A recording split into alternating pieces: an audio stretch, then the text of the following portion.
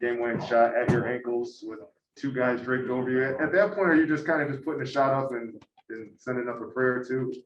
I ain't gonna lie, that call I knew it was good. I'm not gonna lie to you. D1 made a great pass, and I didn't think he was gonna get through. He threw it between the legs. I knew if I caught it, I was gonna have a chance. And prayers to God. When you look at what you and Tommy have done, leadership-wise over the last 3 games, what do you think you've learned and taken away from this experience? Great. I mean, he's been in the league, I think 4 years now. So he's been on a great team. So he's a lot of experience and, winning down the stretch. And we're real confident in him. He's a good guy to go to, be able to, if we need a bucket, he's a great guy to go to. So I've just been learning how to continue to win, with him and with our guys, man, they play extremely hard. On Wednesday, we sat in these exact same seats, and the feeling was just not the same, right? And to go in this game and get a defensive stop, right, and to go into overtime and have all the hustle plays you had that you maybe didn't have on Wednesday to finish the game. How good does that have to feel when you haven't really practiced still with this team that many days? Well, it feels good, man, because I'm not going to be honest, man, a lot of my team made the right play down the stretch. I made a couple mistakes down the stretch. So, and my team did a good job in, helping me and carrying me down the stretch in defense. So it just feels good to get a team win like that, And you as a kind of a leader on the team right now, showing resolve, because you hadn't shot the ball that well all game. And right. Then you pulled the trigger like with all the confidence in the world. You said you thought it was good. Does it look like the team is taking on kind of your mentality of just continuing to go no matter what? Yeah, man, we work extremely hard every day. And, and big believers in faith. So, I think for us, it's just playing hard. I think we put the work in.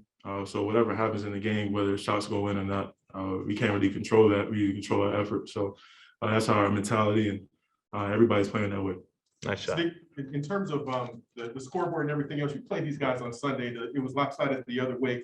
How did you turn everything around? Plus 15 on the rebounding, just the little things you guys did a lot better. Right. Well, first, that when we played them the first time, that was our first collection of everybody together. So we had a couple of great practices from our coaching staff, and just knowing how to share the ball, what plays we're going to go to, and how we're going to defend. That first game is almost tough, like an open gym pickup, with a lot of the new guys. But us being together for another week, it really helped. Just Hami, this was the second straight 30-point game. He had 28 against the Spurs on Sunday. Just for him to be able to step up this week, kind of fill that void. What are you seeing from him, just from an energy and aggressiveness standpoint?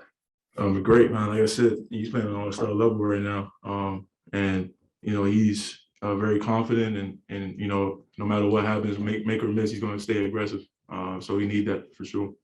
And Saddiq, you've been mentioning a bunch about just diversifying your game and not kind of basing it on how many shots fall in. The assists probably don't show how good of a passing game you had. Obviously, career high 17 rebounds. Are you feeling as confident about your game and just the consistency you're starting to bring night in and night out right now? Yeah, I do. I do feel confident for sure. Because like I said before, I'm a big believer in faith and in my work ethic. So, I think as I continue to work and continue to trust in what I can do to help the team win as much as possible. This is the last level to do that, at this level. So, I just go in with playing hard mentality for effort. How much of a difference was it for the role guys? Cassius really stepping into his shots with a lot more confidence. Derrick just playing the point a little bit differently too. Just is that the familiarity that you talked about in those past couple of practices? Yeah, for sure. I think, like you said, we actually had a couple of practices, down the stretch. This past week was kind of like we went live a couple of times, almost like a mini scrimmage. So just getting some game reps in, and Derrick's been in the league for a while, and and like you said, Cassius is stepping up. So I think, like you said, like during these practices has been crucial for us to get more camaraderie. Do you know when your last game-winning shot was? Do you remember? I don't. I don't remember. I don't remember. It's been a while. It's been a while. Just what's the the feeling like? I mean, you have the celebration at the end, and this team, obviously had a lot of adversity. Just for you, how does this feel personally to be able to get that? No, I just felt happy for my team, and I immediately looked at my guys, and when I see their excitement, then I get excited. So in the city of Detroit, that's how I feel, and everybody else is excited. Outside of me, I know it's bigger than me. Appreciate it.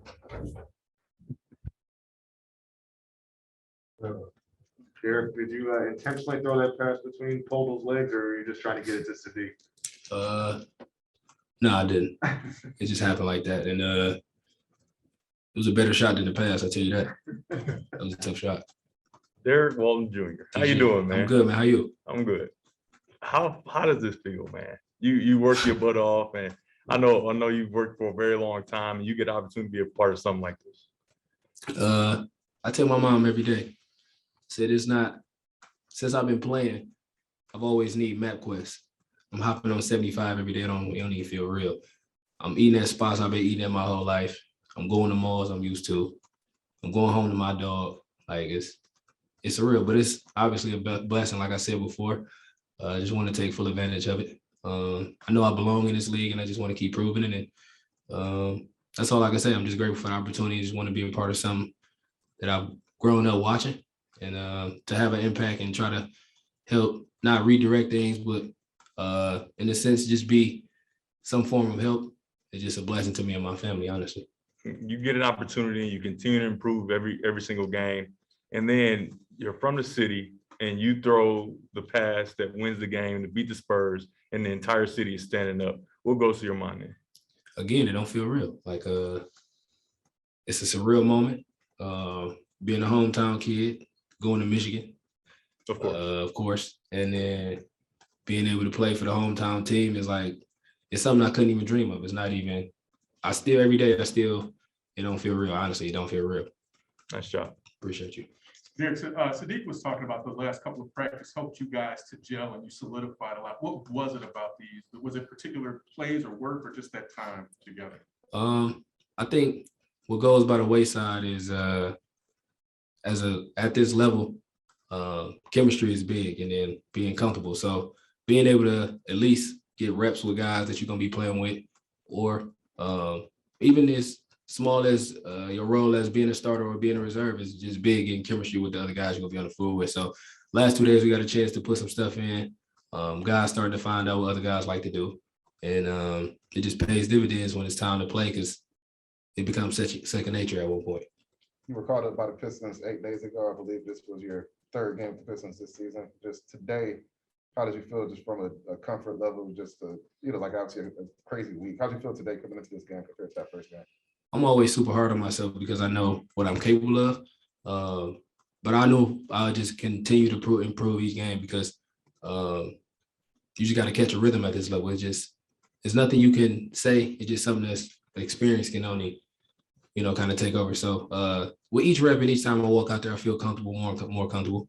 Hopefully I start to shoot like myself at some point. But other than that, just seeing things before it happen, just become basketball. But like I said before, just getting more and more comfortable being with the guys out there is all the difference. Did you have any family or friends in the audience tonight? Of course. I'm asking people for tickets every day. It's crazy. Derrick, you forced 2 or 3 backcourt either turnovers or violations tonight. Obviously, just watching you throughout college, that kind of bulldog approach is part of your DNA. But here at this level, how do you pick and choose when it's time to put the press on a guy full court and when to back off? Is it a kind of a feel thing? Obviously, I'm sure coach calls for it sometimes, but. I had a coach tell me something that resonated with me in college, and I kind of still do it. It's just at the point guard position that sometimes you just got to be able to have a feel on when big plays or like momentum plays. And I feel like that was a great time, or just timely turnovers or like catching guys off guard is just, and then being able to have the ability to stay in front of people is always a blessing. But I just try to, I know when my role is called, I'm gonna be a reserve. I'm realistic about it. So I just try to come in and be disruptive, hit shots and make guys better. It's just simple for me, honestly. Happy New Year to you guys. Obviously, a win always feels good, but for this collection of guys, and to see Saddiq and 𝐒𝐂𝐈𝐀𝐋 continue to play well without other reinforcements, could you feel that joy in the locker room? Yeah, I could. Everybody was happy. I was happy for everybody, especially the G League guys that came in. And it's hard to come in this league to win with rookies.